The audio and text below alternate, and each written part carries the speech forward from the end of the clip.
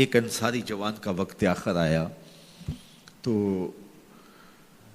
پہلے یہ ہوتا تھا کہ جب کوئی بیمار ہوتا اور مرض موت میں مبتلا ہوتا تو اس کے اہل خانہ حضور کو بلا کے لے جاتے.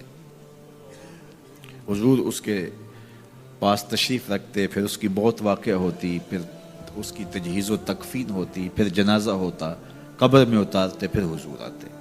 یہ ابتدائی دور کی بات ہے. لیکن جب حضور علیہ السلام کی مصروفیات بڑھنے لگیں تو لوگوں نے کہا کہ آپ تکلیف دیتے ہو حضور کو.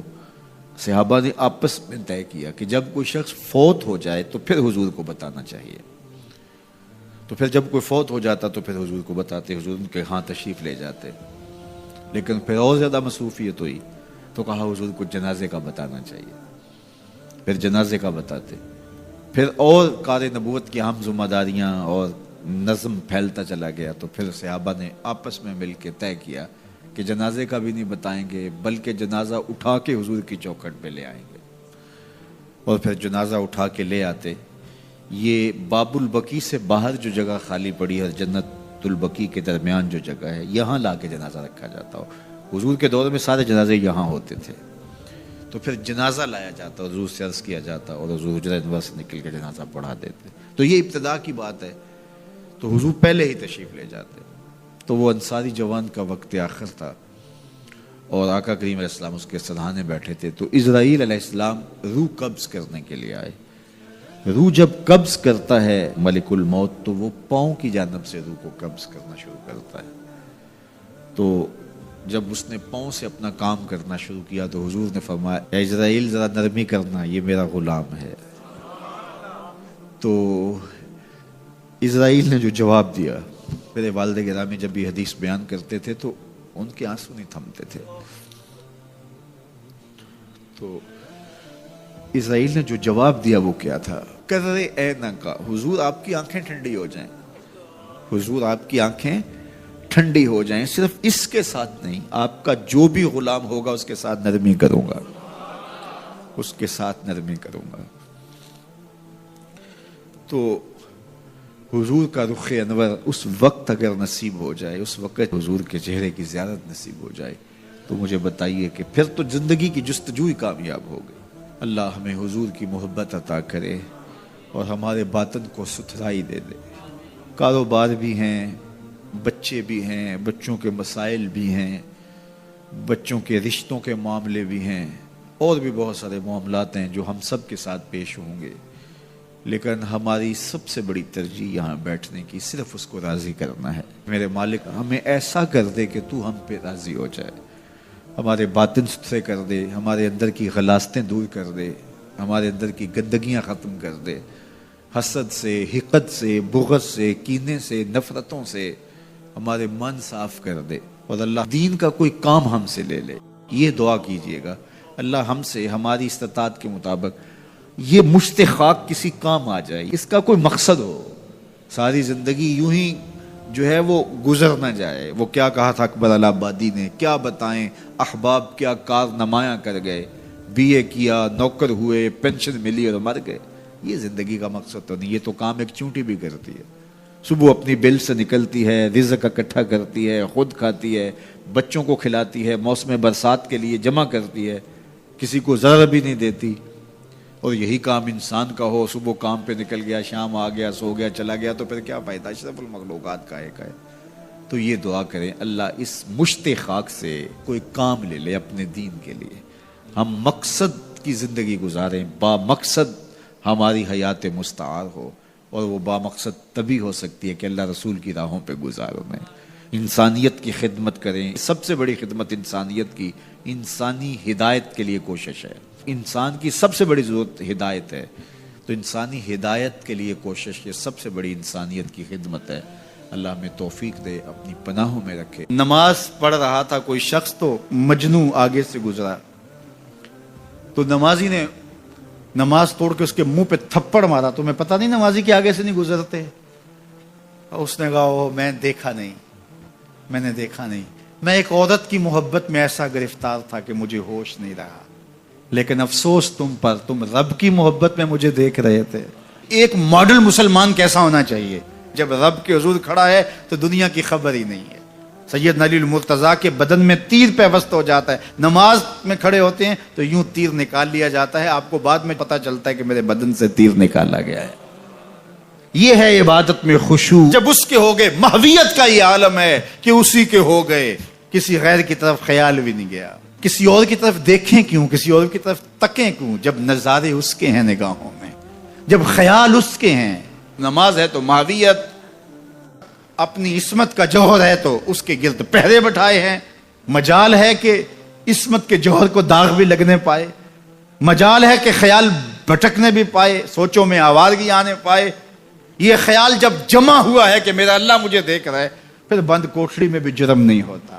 آپ نہیں دیکھتے کہ سارے دروازے بند کر کے بت کے اوپر موٹا کھیس ڈال کے زلیخا بولتی ہے تلک یوسف آ جاؤ نا، اب تو کوئی نہیں دیکھ رہا۔ کالا معاذ اللہ، جناب یوسف کہتے ہیں میں اللہ کی پناہ میں آتا ہوں، تو اس بے نور آنکھیں رکھنے والے اس پتھر کے مادو سے بھی حیا کرتی ہے، اس سے بھی پردہ کر لیا، جس کی بے نور پتھریلی آنکھیں دیکھتی بھی نہیں ہیں، تو میں اس سے حیا نہ کروں جو ساتویں کوٹھڑی میں بھی دیکھتا ہے۔ اللہ اکبر، اتنی روشنی برستی ہے کہ گناہ کا تصور ہی محال ہو جاتا ہے۔ اور جناب یوسف کو پتا ہے کہ ساتوں دروازے بند ہیں اور تالے چڑھے ہوئے ہیں، لیکن اللہ کے یقین پہ حضرت یوسف دوڑتے ہیں، اللہ تالے پگھلا دیتا ہے، دروازے کھلنے لگتے ہیں، قفل گرنے لگتے ہیں۔ جب کوئی اس کا ہو جائے تو کوئی قفل، کوئی راستے کی بندش اس کا راستہ نہیں روک سکتی۔ اللہ بند مکفل راہیں بھی کشادہ کر دیتا، اس کے ہو کے تو دیکھو، اس کے بن کے تو دیکھو۔ تو اس کے جب تم بنو گے تو پھر سرخروئی تمہیں ملے گی۔ نماز کے بغیر جو اپنی زندگی گزارتے ہیں، ان کی زندگی میں سوائے ٹینشن اور دکھ کے اور ہو کیا سکتا ہے؟ خشوع کے ساتھ نماز کرنا سیکھو، نماز پڑھنے کے بعد آپ ہلکے پھلکے پاؤ گے اپنے آپ کو، رکت کے ساتھ اللہ کے حضور گڑ گڑاتے ہوئے سجدے کرو، اس کا اپنا سرور پاؤ گے۔ اللہ اکبر۔ لیکن ایک بندہ کہے کہ جناب میں نماز پڑھتا ہوں لیکن ایسی کیفیت تو پیدا نہیں ہوتی، تو شیطان اس کو کہتا ہے کیا فائدہ ایسی نماز پڑھنے کا؟ لوگ بھی کہتے ہیں فلاں بندے سے یہ جرم بھی سرزد ہوتا ہے، نماز بھی پڑھتا ہے، اس کی نماز کو مورد الزام بناتے ہیں۔ تو بندہ بھی کہتا ہے چھوڑے، نماز نے مجھے کیا فائدہ دیا؟ لیکن کہا نہیں، نماز نہیں چھوڑنی۔ پہلے فرمایا نماز میں خشوع کرتے ہیں، یہاں فرمایا نماز کی محافظت کرتے ہیں۔ اگر کسی وجہ سے خشوع پیدا نہیں ہوتا، چھوڑتے پھر بھی نہیں ہے۔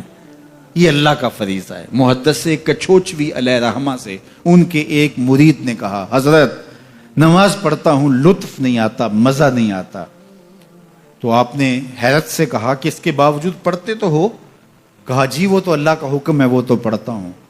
تو محدث کچھوچوی علیہ رحمہ جھومنے لگے، کہا واہ واہ، تم لطف کے بندے نہیں اللہ کے بندے ہو، تمہیں سرور نہیں آتا پھر بھی پڑھتے ہو، اس کا مطلب ہے تم سرور کے لیے، مزے کے لیے، لطف کے لیے نہیں پڑھتے، تم تو اللہ کے لیے پڑھتے ہو۔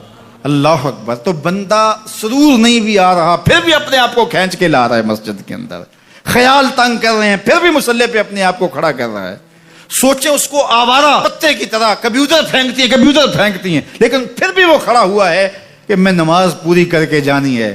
بار بار کبھی بھولتا ہے لیکن پھر دوبارہ نیت مان کے کھڑا ہو جاتا ہے، نہیں میں پوری کر کے جانی ہے۔ یہ کیوں کرتا ہے؟ میرے اللہ کا حکم ہے۔ تو خشوع کی وہ کیفیت نہ بھی ہو تو کہا محافظت پھر بھی کرتے ہیں۔ یہ خوش نصیب لوگ ہیں، اولئک ھم الوارثون، یہ لوگ وارث ہیں۔ یہ لوگ جن میں یہ خوبی ہیں، یہ وارث ہیں۔ کس چیز کے وارث ہیں؟ مال کے، دولت کے، کوٹھیوں کے، کاروں کے، محلات کے۔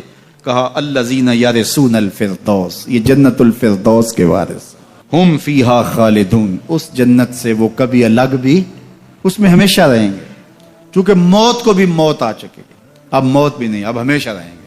اللہ تعالیٰ فرمائے گا اَرَضِیتُم، جنتیوں کیا راضی ہو؟ اہل جنت کیا تم راضی ہو؟ تو وہ کہیں گے ہمیں کیا ہوا کہ ہم راضی نہ ہوں، ہمیں تو وہ ملا جس کا ہمیں تصور بھی نہیں تھا، ہمیں جنت مل گئی، محلات و قصور مل گئے۔ جو سب سے آخر میں جنت میں جائے گا، سب سے آخر میں، جس کو ہماری پنجابی میں پھاڑا کہتے ہیں، سب سے آخر میں، اس کو جنت میں کتنی جگہ ملے گی؟ جو بندہ سب سے آخر میں آتا اس کو دھوپ میں جگہ ملتی ہے، جو اس سے تھوڑا سا پہلے آ گیا اس کو برآمدے میں ملی، جو اس سے پہلے آیا اس کو اندر جگہ ملی، ایسے ہی ہوتا ہے۔ تو جو سب سے آخر میں جائے گا جنت میں تو وہ سب سے بڑا گنہگار ہوگا، اور جہنم کے رگڑے سہ سہ کے وہ جہنم سے نکلے گا سب سے آخر میں. بخاری شریف میں تذکرہ موجود ہے. اللہ کے حضور حاضر ہوگا اور اللہ اس بندے کو کہے گا بتا کیا چاہیے. وہ کہے گا مالک مجھے یہ چاہیے. اللہ فرمائے گا لکا ما تمنیت, جو تو نے آرزو کی جات سب کچھ میں نے تیری جھولی میں ڈال دیا, اب جنت میں چلا جائے گا. اب اس کو تو یہ ہوگا سایہ دیوار میں جگہ مل جائے تو غنیمت ہے, جنت کے کسی درخت کے نیچے جھونپڑا لگا لوں تو کافی ہے, چلو کوئی 2 مرلے کا 3 مرلے کا کٹھیا بھی مل جائے تو کافی ہے. اس کے لیے تو اتنا ہی کافی کہ جہنم سے نکل گیا. لیکن اس کو کہا جائے گا جا جنت میں چلا جا, اور تیرے لیے جنت میں دنیا سے 10 گنا جگہ ہے. دنیا سے, بخاری کی روایت, 10 گنا جگہ. یہ 7 بر اعظم پہ پھیلا ہوا جہاں, اور اس کو 10 سے ضرب دے, اتنی جگہ اس کی ہے جو سب سے آخر میں جائے گا. جب اللہ یہ فرمائے گا تو وہ کہے گا اتسخر وانت الملک, میرے رب تو مجھے رب ہو کے مذاق کر رہا ہے, مالک ہو کے مجھ سے مذاق کر رہا ہے, بادشاہ ہو کے مجھ سے مذاق کر رہا ہے. اس کو لگے گا ہی نہیں کہ مجھ کو, میں ساری زندگی پاپ کرنے والا لیکن ایمان کا چراغاں تو اندر تھا. اللہ اکبر. آج نکلے گا تو جنت میں سب سے آخر جانے والے شخص کو کتنی جگہ ملے گی؟ دنیا سے 10 گنا جگہ دنیا سے سب سے آخری شخص کو, پھاٹے شخص کو ملے گی. پھر بلال حبشی کی جاگیروں کا عالم کیا ہوگا, ابو بکر عمر کی جاگیروں کا عالم کیا ہوگا, بابا فرید گنج شکر, داتا گنج بخش علی اجویری, شیخ احمد مجدد الف ثانی کی جاگیروں کا عالم کیا ہوگا. قوموں کے جو اجتماعی جرم ہوتے ہیں ان کی سزا قومیں دنیا پہ پاتی ہیں. یہ بات میں آپ کو بتاؤں, جو قومیں اجتماعی زیادتی کرتی ہیں, اجتماعی ظلم کرتی ہیں, جو قومیں اجتماعی سستی کا ارتکاب کرتی ہیں, جو قومیں اجتماعی غلطی پہ ہوتی ہیں, تو ان کی اجتماعی غلطیوں کی سزا انہیں دنیا پر ہی ملتی ہے کہ ذلت میں, نقبت میں, رسوائی میں ان کو مبتلا کر دیا جاتا ہے. لیکن قیامت کے دن جو ہم نے پیش ہونا ہے وہ اپنے اعمال نامے ذاتی لے کے پیش ہونا ہے. تو اس لیے کاش کہ اجتماعی نظم ایسا پیدا ہو جائے, اور اگر ایسا نہیں ہوتا تو کم از کم ہم اپنے تو ذمہ دار ہیں, اور ہم اپنے اعمال نامے لے کر کے قیامت کے دن اللہ کے حضور پیش ہونا ہے. تو ہم ان کی صحت کے لیے کوشش کر لیں, اپنی خواہشات کو, اپنی آرزوؤں کو, اپنی تمناؤں کو اسلام کی دہلیز پہ رکھ دینا اور اپنی گردن کو جھکا دینا. یہ اسلام کا معنی ہے. ہم جو رسوم و رواج ہیں وہ بھی اپنے علاقائی رکھیں, اور کلچر بھی ہمارا اپنی خواہش کا ہو, کاروبار بھی ہم اپنے طریقے سے کریں, جھوٹ بولنا چاہیں تو بول لیں, اور ہم مکر و فریب اور دجل و تلبیسات کا بازار بھی گرم رکھنا چاہیں کر لیں. جب مسجد کو آئیں تو ٹوپی پہن لیں اور نماز پڑھ کے پھر ٹوپی وہیں رکھ کے, نماز بھی وہیں رکھ کے, دین بھی وہیں رکھ کے پھر دکان پہ جا کے بیٹھ جائیں. تو وہ میاں جو نماز پڑھی ہے وہ دکان پہ بھی ساتھ لے کے جائیں. وہ دینداری آپ کے دفتر میں بھی آپ کے ساتھ ہونی چاہیے. لیکن ایسا نہیں ہے. میں ایک بات کہتا ہوں کہ اگر اس طرح کا دین چلتا ہوتا تو ابو جال کو کیا مسئلہ تھا کہ اس کی جھوٹی سرداری بھی چلتی رہتی, اس کا مکر و فریب بھی چلتا رہتا, اس کا سب کچھ چلتا رہتا, اور ساتھ ساتھ دین بھی چلتا رہتا. لیکن اسے پتا تھا کہ دین لانے کا مطلب یہ ہے کہ بلال کے ساتھ کندھے سے کندھا ملا کے کھڑا ہونا پڑے گا. دین لانے کا مطلب یہ ہے کہ سر سے لے کر پاؤں تک اسلام کا نظم قبول کرنے اور اسلام کا طرز حیات اختیار کرنا پڑے گا. تو اسلام لانے کا مطلب یہ ہے کہ جب ہم مسلمان ہوئے تو پھر حضور کا دیا ہوا سارا نظام ہم اپنی روحوں میں اتار لیں گے. تو مجھے اور آپ کو اپنی خواہشات, اپنا طرز زندگی, اپنا انداز معاشرت حضور کے لائے ہوئے نظم کے مطابق اختیار کرنا پڑے گا. صرف نمازوں کا نام ہی دین نہیں ہے, سر پہ امامہ رکھ لینے کا اور داڑھی سجا لینے کا نام ہی دین نہیں ہے. ہماری رسوم و رواج بھی بدلنی چاہیے, ہماری سوچ اور فکر بھی بدلنی چاہیے, ہمارا طرز زندگی بھی بدلنا چاہیے, ہماری سوچوں کے زاویے بھی اسلام کے دیے ہوئے اصولوں کے مطابق طے ہوں. تو پھر اسلام کے حقیقی ثمرات ہمیں ملیں گے. ہمارا کاروبار, ہمارا نظم, ہمارا انداز زندگی اسلام کے بتائے ہوئے طریقوں اور اصولوں کے مطابق ہو تو پھر ایک خوبصورت زندگی جینے کا تصور پیدا ہوتا ہے. تو اللہ تعالی ہم سب کو اپنی راہوں کا مسافر بنائے, اور اللہ ایسے اسباب پیدا کر دے اور اس کا حصے دار ہمیں بھی بنائے, ممبر و محراب کے دیگر ذمہ داران کو بھی بنائے کہ وہ ایک اجتماعی نظم قائم کرنے میں کامیاب ہوں. سب سے پہلی اس کی ضرورت تعلیم و تعلم ہے. میں تو یہ کہتا ہوں کہ بہت سارے منبر و محراب کے وارثوں کا اور وہ جو مسند نشین لوگ ہیں ان کا اپنا فہم دینی ناقص ہے، یعنی اپنا شعور دین ہی کامل نہیں ہے.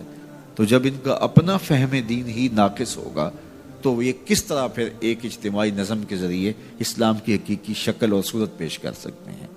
تو اللہ کرے کہ اس طرح کا کوئی نظم پیدا ہو کہ شعور کی دولت سے ہم اسلام کی جو حقیقی تھیوری ہے اور اسلام کا حقیقی جو مزاج ہے اس سے پہلے ذمہ داران کو آگاہ کر سکیں، اور پھر اس کے بعد جو ہے وہ ایک کوشش اور جد و جہد کے نتیجے کے اندر ایک خوبصورت نظم پیدا ہو سکے. اللہ مجھے آپ کو اپنی رحمتوں کے حصار میں رکھ کے دنیا آخرت کی بلائیاں اللہ ہم سب کا مقسوم کرے، اور جب تک جئیں حضور کے غلام بن کے جئیں، اور جب موت آئے تو حضور کی غلامی میں آئے.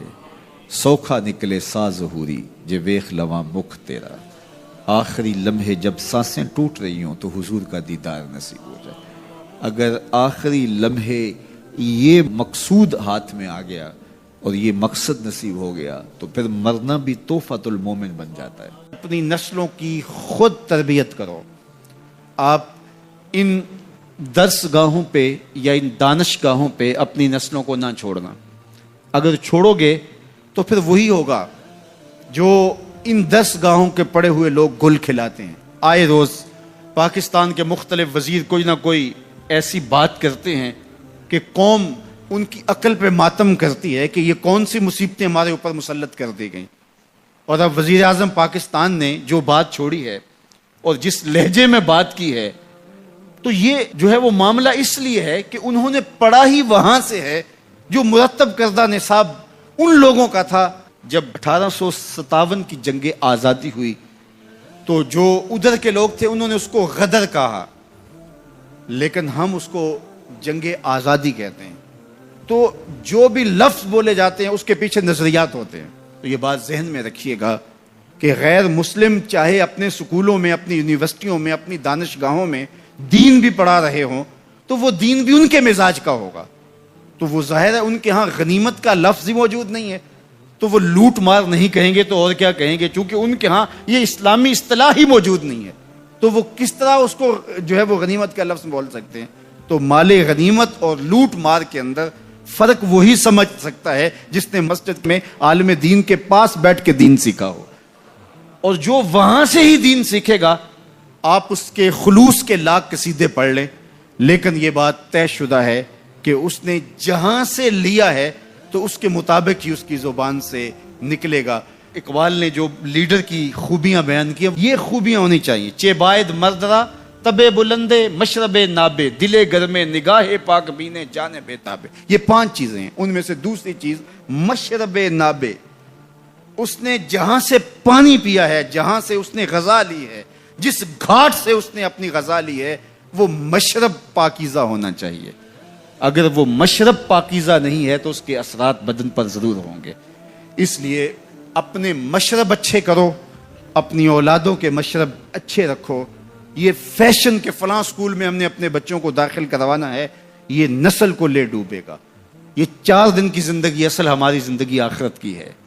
اس لیے اس دور موجود کے اندر اگرچہ اس طرح کی درس گاہیں جو ہے وہ نایاب تو نہیں، کامیاب ہوتی چلی جا رہی ہیں جس میں اسلام کی روح کے مطابق پڑھایا جا رہا ہو، لیکن آپ کو مجبوراً کہیں بچے داخل بھی کروانے ہوں، لیکن ان کی تربیت کا جوہر آپ کے اپنے ہاتھوں میں ہے اور کبھی ضائع نہ ہونے دیں. مت چھوڑ دیں کہ یہ اسکول، یہ کالج، یہ دانش گاہیں، یہ یونیورسٹیاں، یہ ادارے آپ کے بچوں کی تربیت کریں گے. یہ آپ کی تربیت کے ضامن نہیں ہیں. یہ بہت سارے تو پیسے کمانے کے چکر میں ہیں اور کچھ فرنگی روحوں کے بے حس ڈھانچے ہیں، اس لیے وہ وہی دیں گے جو ان کو دیا گیا. اس لیے بچوں کو از خود آپ نے دین سکھانا ہے، اپنی خاندانی روایات سکھانی ہے، مشرقی شرم و حیا اور مشرقی روایات اور مشرقی تقدیس سکھانی ہے، اور ان کو بتانا ہے بچوں کو بھی اور بیٹیوں کو بھی کہ تم نوکر محمد عربی کے ہو. تمہارا کلچر مغرب کی ہواؤں سے نہیں پھوٹتا، گنبد خضرا کی ضیاؤں سے پھوٹتا ہے. اس لیے ان کی اصطلاحات، ان کی ٹرمز جو ہیں وہ بھی وہی ہونی چاہیے جو اسلام نے ہمیں دی ہیں. اس لیے جب ہم اپنی نسلوں کو نہیں سنبھالیں گے تو تو یہ سب کچھ ہوتا رہے گا. اس لیے میں اور آپ اچھی طرح سے اپنی نسلوں کو سنبھالیں. اس وقت تو میں یہ فکر لگی رہی ہے کہ ہماری آنے والی نسلوں کا کیا بنے گا. اس وقت پوری اسلامی دنیا جس طرح ری شیپ ہو رہی ہے اور جس طرح اس کا جو نقشہ بننے جا رہا ہے اور مغرب اس کے اوپر جو اربوں خربوں پہ خرچ کر رہا ہے, ظاہر ہے نسل کشی کر کے بھی دیکھ لیا, اتنے لوگوں کو مارا تو نہیں جا سکتا, تو اب کیا کرو کو ان کی زندگیوں کو تبدیل کر دو, ان کی ڈائریکشن ہی تبدیل کر دو, ان کا راستہ ہی تبدیل کر دو. اب ضرورت یہ ہے کہ ہم نے اپنی نسلوں کو خود ان کی حفاظت کرنی ہے. کسی زمانے میں ہوتا تھا کہ شام کو بوڑھی مائیں بچوں کو لے کر کے بیٹھ جایا کرتی اور دادی اماں کے گرد سارے بچے جمع ہو جاتے تھے اور وہ کہانیاں سنایا کرتی تھی. ان کہانیوں میں صحابہ کی عظمت کی کہانیاں تھیں, اہل بیت کے تذکرے ہوتے, اپنے اسلاف کے قصے ہوتے. کہانی کے روپ کے اندر وہ دین گھول کے بچوں کو پلایا کرتی تھی اور بچوں کو اس کا چسکا, اس کا نشہ ایسا تھا کہ وہ روز شام کو دادی اماں کے بستر میں گھس جاتے اور دادی اماں ان کو دین کا سبق دیتی, اپنی روایات پڑھاتی, اخلاقیات سکھاتی, اور بچے اس درس گاہ سے پڑھ کے جب نکلتے تو پھر وہ دنیا کے جس کونے پہ بھی کھڑے ہوتے اس درس کو کبھی بھی بھولا نہیں کرتے تھے.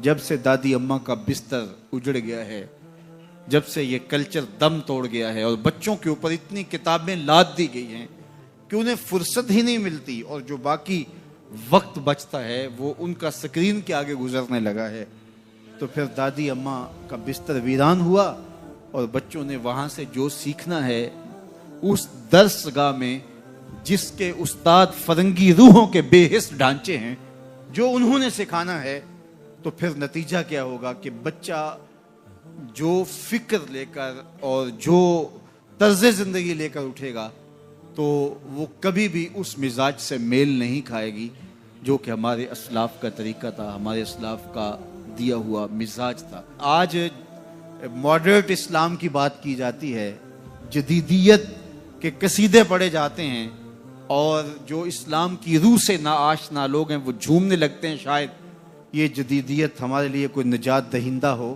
یہ ہمارے لیے کوئی پیغام شفا بن کے ہمارے اوپر نازل ہو رہی ہے. یہ جدیدیت یہ اسلام کا مزاج نہیں ہے. اسلام وہی ہے جو 14 صدیاں قبل صفہ کے چبوترے پہ بیٹھ کے رسول اللہ نے صحابہ کو پڑھایا تھا.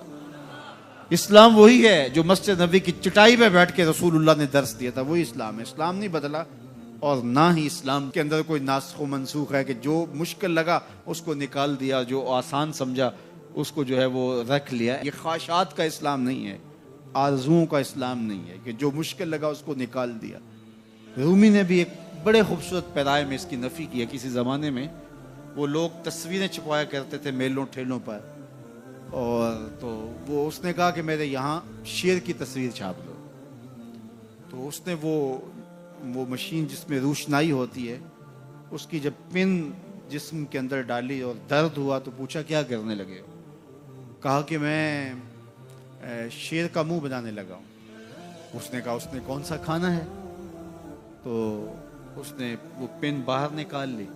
پھر دوسری جگہ جب داخل کی تو پھر درد ہوا تو کہا کیا کرنے لگے؟ کہا شیر کی ٹانگیں بنانے لگا. کہا اس نے کون سا چلنا ہے؟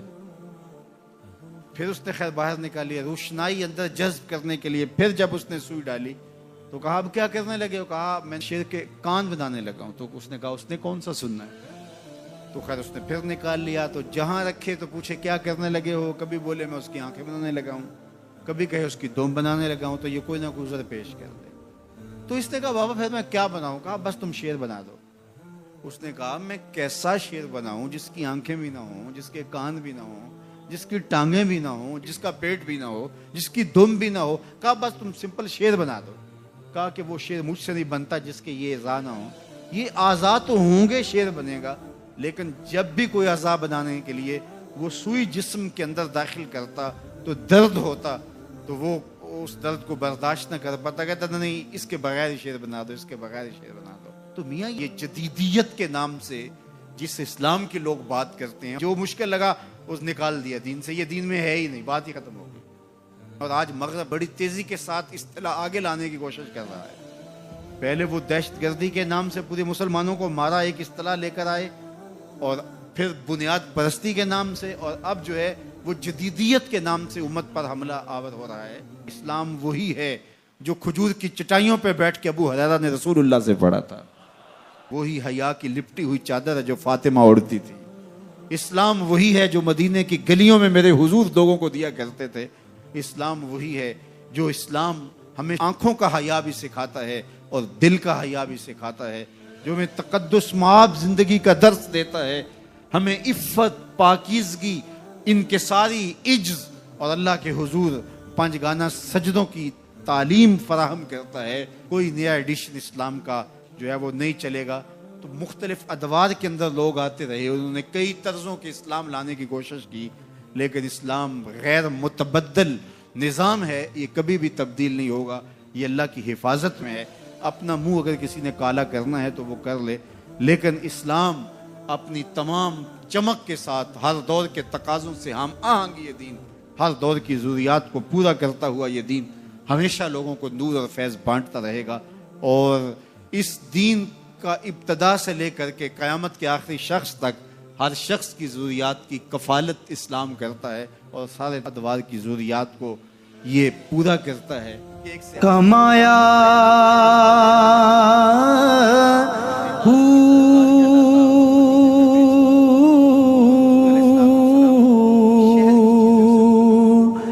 نام بھج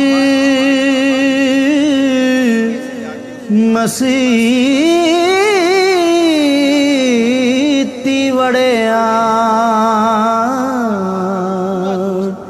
نا تسبہ سے جا کے اس کی آنکھوں پہ ہاتھ رکھ لیتے ہیں اور پھر وہ بولتا ہے کہ کون ہے، اور آپ یہ دیکھنا چاہتے ہیں کہ میرا نام کس نمبر پہ آتا ہے۔ بات تو کرتا ہے کہ جناب تجھے یاد رکھتا ہوں، تو آج میں نے ہاتھ رکھے ہیں تو ظاہر اپنے قریبی دوستوں کا نام لے گا، تو میں کس نمبر پہ آتا ہوں؟ تو کسی کی کولی بھرنے کا مطلب یہ ہوتا ہے میں دیکھوں تو صحیح اس کو میرے سے محبت کتنی ہے۔ تو اللہ اکبر، وہ بیٹھا تھا، حضور پیچھے سے گئے، چپکے سے جا کے اس کی کولی بھر لی۔ اب حضور کے ہاتھ آنکھوں پہ آئے ہوں اور سینے تک ٹھنڈ نہ گئی ہو، یہ کیسے ہو سکتا ہے؟ اس کو نہ پتا چلا ہو کہ حضور ہے۔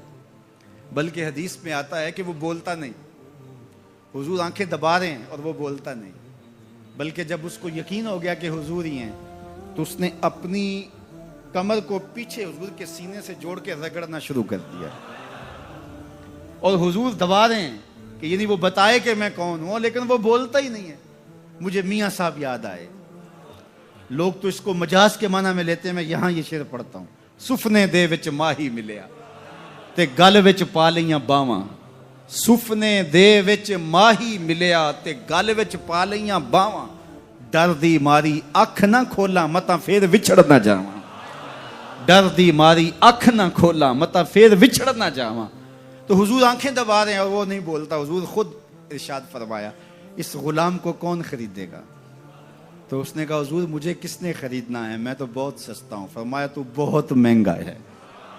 اللہ اکبر، تو اللہ کے ہاں بہت مہنگا ہے۔ تو حضور یوں بھی پیار کیا کرتے تھے۔ تو نام کوئی اور تھا، حضور نے لاٹ سے کہا ذوالیدین، وہ دو ہاتھوں والے، نام ہی دو ہاتھوں والا پڑ گیا۔ ایک دن کسی نے حضرت ذوالیدین سے پوچھا کہ یہ تو حضور نے لاٹ سے کہا ذوالیدین، لوگوں نے بھی کہنا شروع کر دیا، نام تو تمہارا کوئی اور ہوگا، بتاؤ تمہارا اصل نام کیا تھا؟ حضرت ذوالیدین بولے میرا اصل نام وہی ہے جو حضور نے رکھ دیا ہے۔ ساری زندگی اپنا نام ہی نہیں بتائے، کہا میرا وہی نام ہے جو حضور نے رکھ دیا ہے۔ حضرت سفینہ رضی اللہ تعالیٰ عنہ، اللہ اکبر، سفینہ کس طرح ان کا نام پڑا؟ نام اس طرح پڑا کہ جب قافلہ چلتا تھا تو حضرت سفینہ جو ہے وہ پیچھے رہتے، حضور نے کہا کہ تم ذرا پیچھے رہو، قافلے میں سے کسی شخص کی کوئی چیز گری پڑی ہو تو وہ اٹھا لیا کرو۔ پھر قافلہ جہاں پڑاؤ کرتا تو وہ آواز دیتے بھئی کسی کی کوئی شے گم ہے تو وہ مجھ سے لے لے۔ تو کسی کی کوئی چیز گری ہوتی، کسی کا جوتا گرا ہوتا، کسی کی کوئی اور چیز گری ہوتی، کسی کا کوئی برتن گرا ہوتا، تو وہ ایک دن حضور نے دیکھا کہ انہوں نے بہت ساری چیزیں اٹھائی ہوئی ہیں، اور سفینہ عربی میں کشتی کو کہتے ہیں، بڑی کشتی کو۔ تو حضور نے فرمایا تو سفینہ ہے، تو کشتی ہے؟ اللہ اکبر، نام ہی سفینہ پڑ گیا۔ ایک قافلے میں بچھڑ گئے، پیچھے رہتے تھے، بچھڑ گئے، قافلہ نکل گیا، اب جنگل ہے اور کوئی رستہ سجھائی نہیں دے رہا۔ خیر کیا دیکھا کہ ایک شیر ہے، انسانی بو سونگ کے حملہ آور ہونے کے لیے آگے بڑھا. تو شیر جب قریب آیا نا اور حملہ کرنے لگا تو حضرت سفینہ نے شیر کو کیا کہا, سن لو ذرا. شیر کو مخاطب ہو کے اس کی آنکھوں میں آنکھیں ڈال کے کہا, یا ابل حارث انا مولا رسول اللہ صلی اللہ علیہ وسلم. اے جنگل کے بادشاہ سن, میں رسول اللہ کا غلام ہوں. بس آپ کے کہنے کی دیر تھی, اس نے دم ہلانا شروع کر دیا اور وہ آگے آگے چلتا تھا. راوی لکھتا ہے کہ وہ آگے آگے دوڑتا تھا اور آوازیں نکالتا تھا, اور اگر اور کوئی جانور ہوتا تو اس کو بھی کہتا پیچھے ہٹو. وہ پروٹوکول گاڑی نہیں ہوتی, وہ پروٹوکول کے طور پہ آگے آگے چل رہا تھا, یہاں تک کہ قافلے تک پہنچا کے پھر واپس آتا ہے. جو خدا اور رسول کا ہو جاتا ہے زمانہ اس کا ہو جاتا ہے. تو کہا کہ تم کس کی تلاش میں لگے ہو, آؤ ذرا ان کے ہو کے تو دیکھو.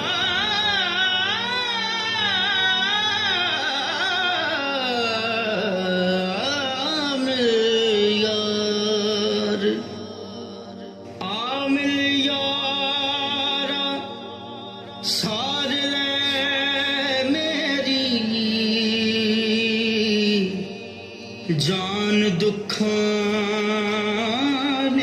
تیری